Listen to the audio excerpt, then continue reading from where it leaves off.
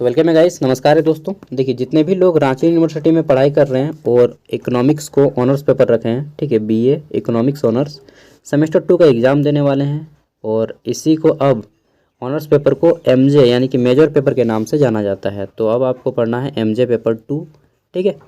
22-26 session वालों के लिए मैं बता रहा हूँ। चलिए देख लेते हैं। तो मेजर पेपर 2 इकोनॉमिक्स में दोस्तों आपको क्या पढ़ना है, क्वेश्चन किस टाइप से आएंगे, चलिए बताते हैं। सबसे पहले जानते हैं कि क्वेश्चन क्या किस टाइप से आएगा। दोस्तों, आपका जो एग्ज़ाम होगा 75 मार्क्स का एक्सटर्नल होगा, 25 मार्क्स का इंटरनल होगा। 25 मार्क्स जो इंटरनल होगा ये तो आपकी अपनी खेती है कॉलेज की ओर से। 75 को हमको जानना है। इसमें दोस्तों आपका जो पेपर होगा 2 भागों में बटा रहेगा, group A and group B. Group A आपका जनरली 15 मार्क्स का रहेगा, जिसमें 1 मार्क्स वाले 5 क्वेश्चन और 5 मार्क्स वाले टोटल 2 क्वेश्चन रहेंगे, ठीक है। ये हो जाएगा ग्रुप ए, ठीक है, 15 मार्क्स का। ग्रुप बी जो आएगा यह रहेगा आपका 15 मार्क्स वाले टोटल 6 क्वेश्चन रहेंगे, जिसमें से किसी 4 को आपको बनाना होगा, ठीक है। ये हो जाएगा ग्रुप बी।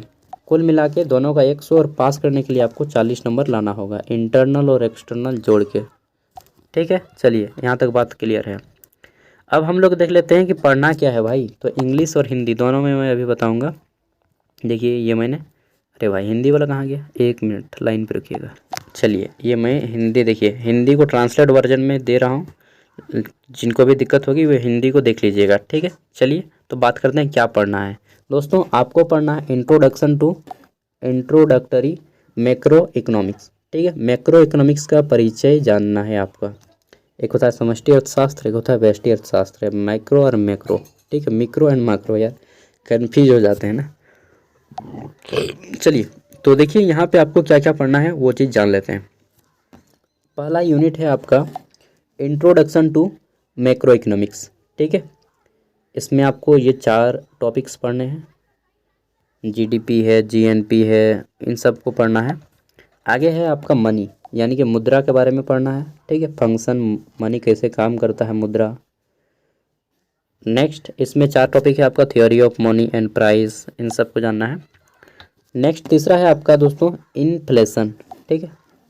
इन्फ्लेशन के बारे में पढ़ना है, मुद्रास्फीति। फिर आपका बैंकिंग के बारे में पढ़ना है, शाखा प्रणाली के बारे में। और यूनिट 4 है आपका यहाँ पे theory of employment and income, ठीक है, यानी कि रोजगार और आय के जो सिद्धांत हैं उसके बारे में। यूनिट 5 के बाद यूनिट 6 आता है हमारा ट्रेड एंड साइकिल, ठीक है। व्यापार चक्र के बारे में पढ़ना है, ट्रेड साइकिल के व्यापार चक्र। अब चलिए हम लोग हिंदी में जानते हैं, ठीक है, क्योंकि इंग्लिश में ज़्यादा पल्ले नहीं पड़ता है, क्योंकि मैक्सिमम बच्चे जो हैं हिंदी मीडियम के हैं, सरकारी स्कूल के हैं। अब देखिए, इसमें जो है यहाँ पे है हमारा समष्टि अर्थशास्त्र का परिचय जानना है।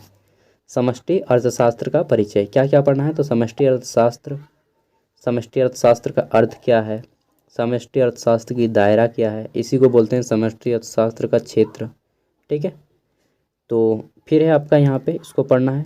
फिर पढ़ना है बाजार मूल्य और कारक लागत पर जीडीपी, जीएनपी, एनडीपी और एनएसपी की आवश्यक अवधारणाएं जितने भी हैं, ठीक है, जितने भी जरूरी अवधारणा है उन सबको पढ़ना है। फिर इसकी माप कैसे की जाती है ये चीज़ पढ़ना है। फिर आपको पढ़ना है राष्ट्रीय आय मापने की विधियां कौन कौन सी हैं, जिसमें आपको उत्पादन विधि, व्यय विधि और आय विधि को जानना है, ठीक है। नेक्स्ट है 2 सेक्टर, 3 सेक्टर और 4 सेक्टर मॉडल में आय का परिपत्र प्रवाह, वास्तविक और नाम मात्र जीडीपी के बारे में जानना है, ठीक है। एक एक पॉइंट, जितने भी पॉइंट दिए गए हैं दोस्तों, इन सब पॉइंट को आपको नोट कर लेना है। जैसे पॉइंट नंबर 1, ठीक है, पॉइंट नंबर 2। और क्या करना है, आपके पास अगर गेस्ट पेपर है तो गेस्ट पेपर से पढ़िएगा, बुक है तो बुक से पढ़िएगा, और दोनों नहीं है तो क्या करना है, इन सब को सिंपली, जैसे हमने लिख लिया समष्टि अर्थशास्त्र अर्थ और दायरा।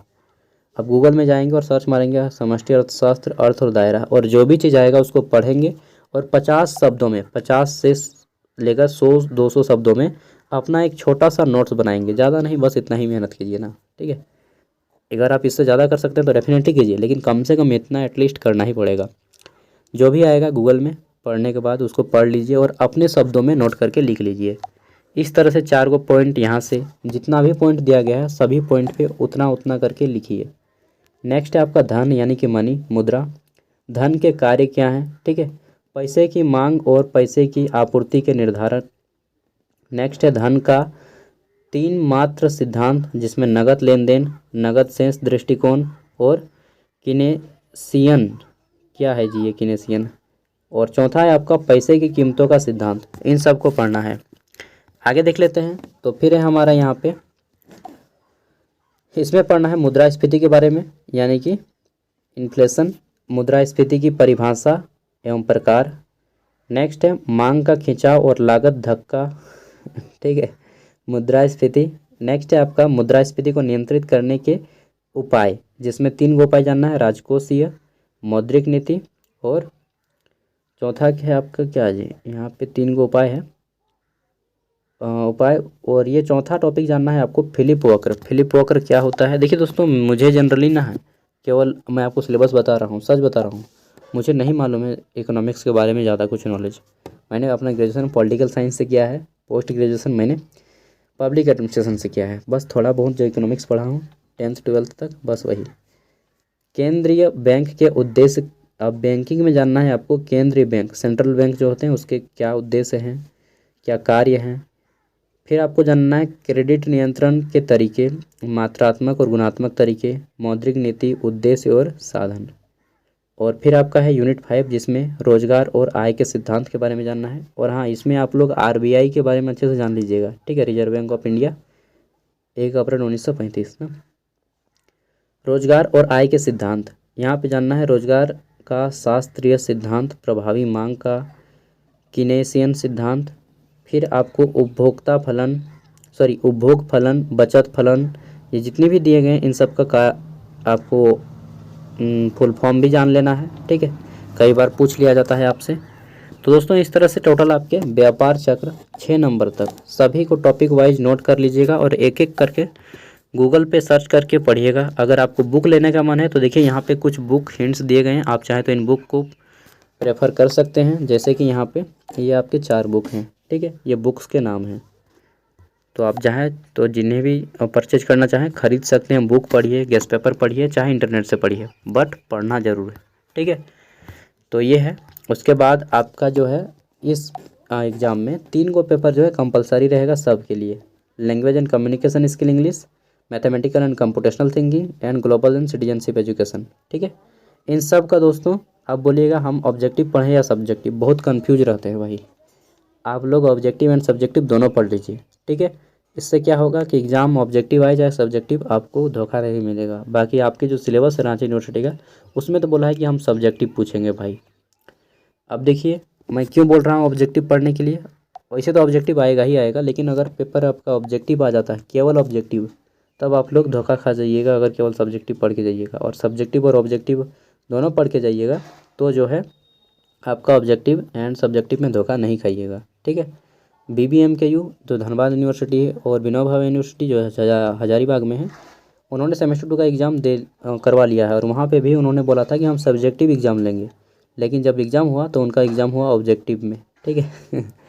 तो दोस्तों ये धोखा आप लोग के भी साथ हो सकता है, इसलिए मैं बोल रहा हूँ ऑब्जेक्टिव एंड सब्जेक्टिव दोनों पढ़ के जाइए, ठीक है, ताकि किसी भी जगह आप धोखा नहीं खाएंगे। थैंक यू, बाय, मिलेंगे अगले वीडियो में।